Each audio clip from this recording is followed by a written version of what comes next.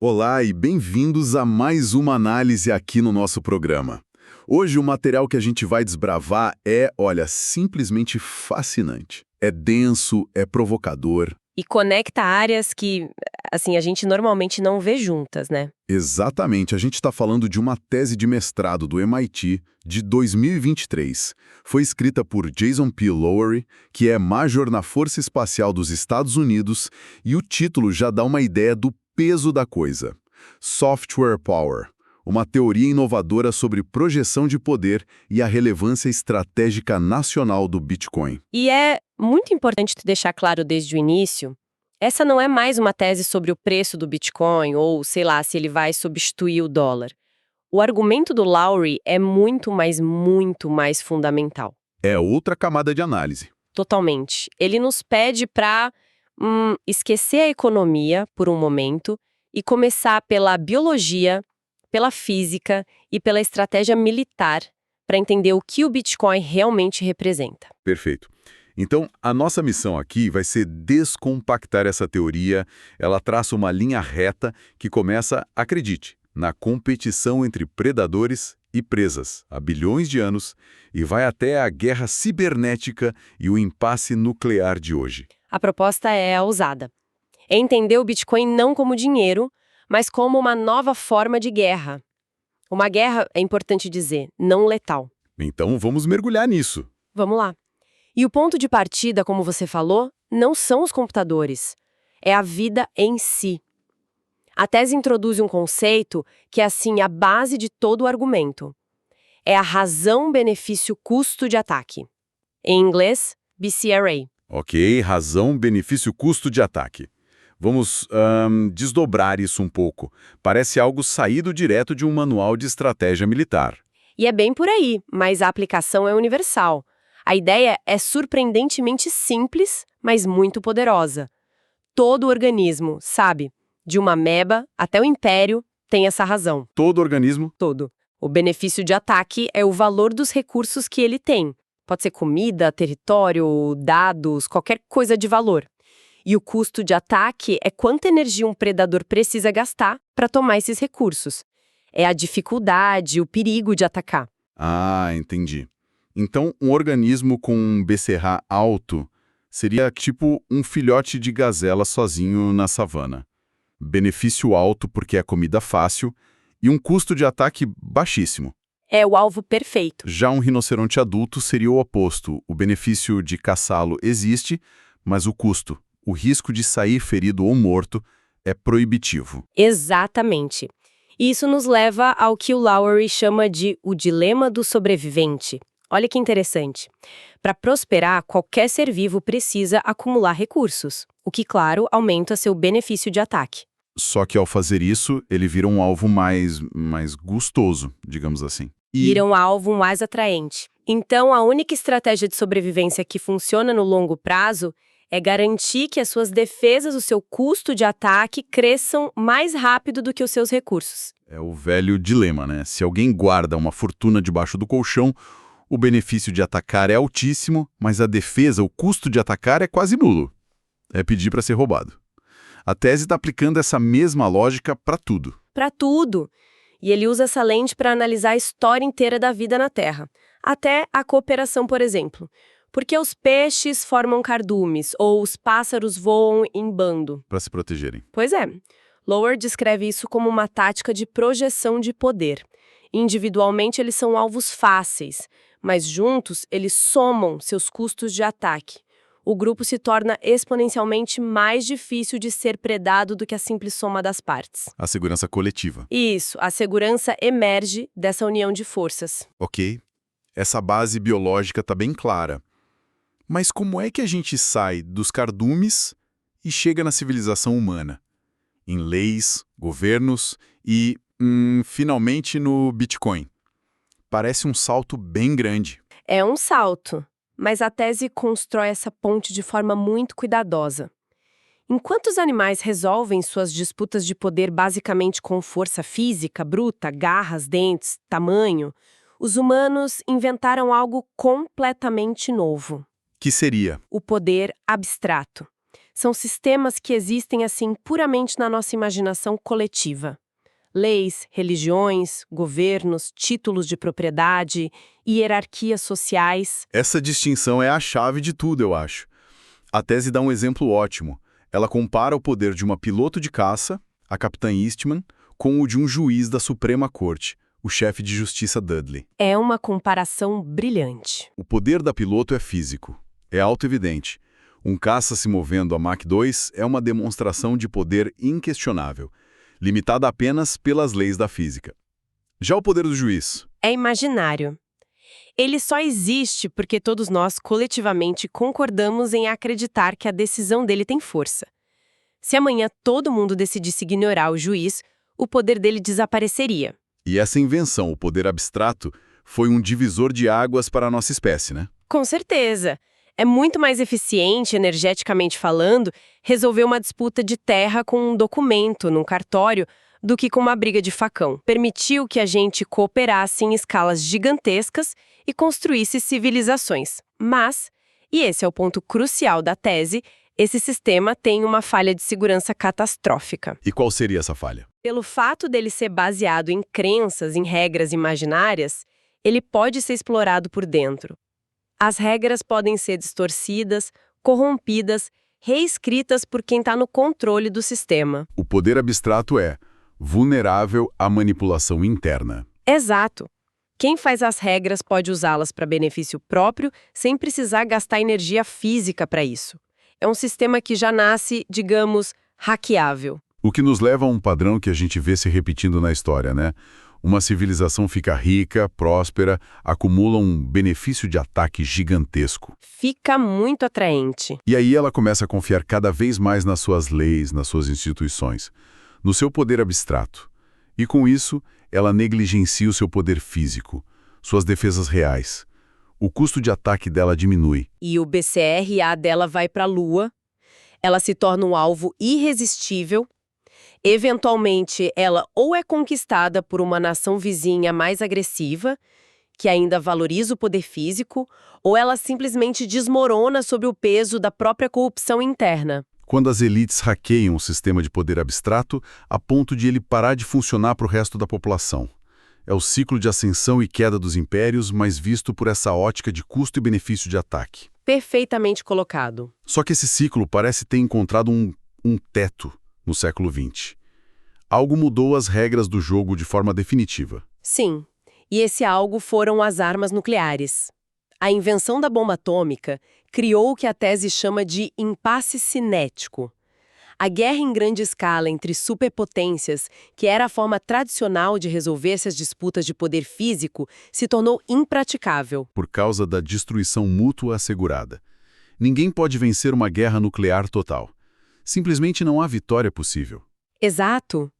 E o que acontece quando o poder físico, em sua forma máxima, é neutralizado? Boa pergunta. A tese argumenta que nós entramos numa era extremamente perigosa. Lowry a chama de o paraíso do Deus Rei. Um nome bem forte. O que isso quer dizer? Quer dizer que sem a ameaça crível de uma revolução física ou de uma guerra de conquista para servir como um freio externo, as hierarquias de poder abstrato, governos e instituições financeiras globais ficam livres para expandir seu controle sem oposição real. Ok, essa é uma visão bem contundente. A tese está dizendo que, sem a ameaça de uma guerra ou revolução de verdade, os governos podem se tornar tiranos sem controle. A argumentação é que o equilíbrio de poder que existia foi quebrado. A população fica sem uma ferramenta de último recurso. O sistema de poder abstrato pode ser explorado e corrompido sem o medo daquela retaliação física em larga escala que o resetaria. É um impasse que favorece a centralização do poder. E é nesse vácuo, nesse impasse de poder físico, que um novo campo de batalha surge. Um novo domínio, o ciberespaço. Mas ele também tem um problema fundamental, segundo a tese. Exatamente. O ciberespaço, como a gente conhece hoje, opera quase que inteiramente sob as regras do poder abstrato. A nossa segurança digital é baseada em permissões, senhas, firewalls. E, acima de tudo, em confiança. Em confiança. Você confia que o administrador do sistema não vai abusar do poder dele, que a empresa de tecnologia não vai vender seus dados, que o banco não vai simplesmente congelar a sua conta. É tudo baseado em confiança. E a tese até cita uma mensagem que é atribuída a um jovem Mark Zuckerberg, que é brutal. Algo como, eles confiam em mim, idiotas. Pois é, isso resume o problema perfeitamente. No mundo digital, a segurança não é baseada em física ou em custo, mas numa confiança que pode, e frequentemente é, traída. Isso estabelece o grande dilema da nossa era. Como a gente pode garantir direitos e propriedades no domínio que é puramente digital, puramente abstrato, onde não existem as amarras da física e onde os administradores têm poder absoluto? Então, o cenário é esse, um impasse de poder físico no mundo real e uma tirania de poder abstrato no mundo digital. Parece um beco sem saída. Exatamente. E é nesse vácuo que a tese argumenta que o Bitcoin surge. Mas não como dinheiro, ele surge como uma solução para esse problema de poder. E aqui a tese faz uma conexão genial com ideias de visionários como Nikola Tesla, que imaginavam um futuro onde máquinas lutariam guerras de energia, e até Henry Ford, que sonhava com uma moeda baseada em energia fora do controle dos banqueiros. E como o Bitcoin entra nisso? Lauren propõe que o mecanismo de Proof of Work, a prova de trabalho do Bitcoin, é a primeira tecnologia na história que permite projetar poder físico e um poder mensurável em quilowatts de eletricidade diretamente no domínio digital. Peraí, deixa eu ver se eu peguei a ideia. A mineração de Bitcoin, aquela coisa que todo mundo critica pelo gasto enorme de energia, na verdade seria a manifestação física do custo de ataque da rede. É essa a reinterpretação. Seria o muro elétrico que protege essa fortaleza digital. É exatamente essa tese. A energia não é um desperdício, ela é o preço da segurança. Para alterar o registro do Bitcoin, o invasor não precisa achar uma falha no código. Ele precisa, literalmente, vencer a rede numa guerra de energia no mundo real. Ele teria que gastar uma quantidade absurda de eletricidade. Uma quantidade avassaladora.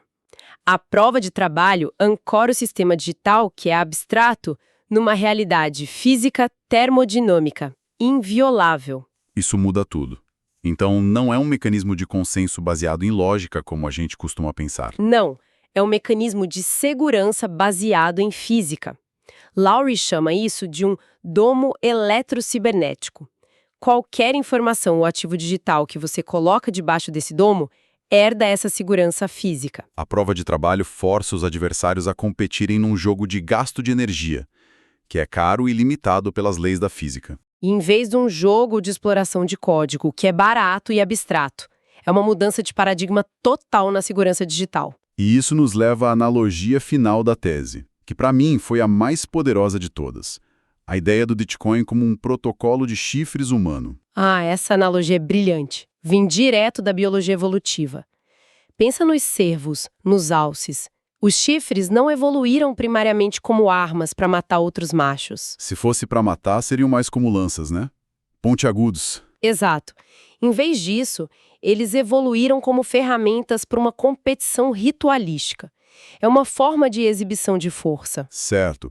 Dois machos travam os chifres e se empurram. Isso. É uma competição de força pura, um teste de poder físico.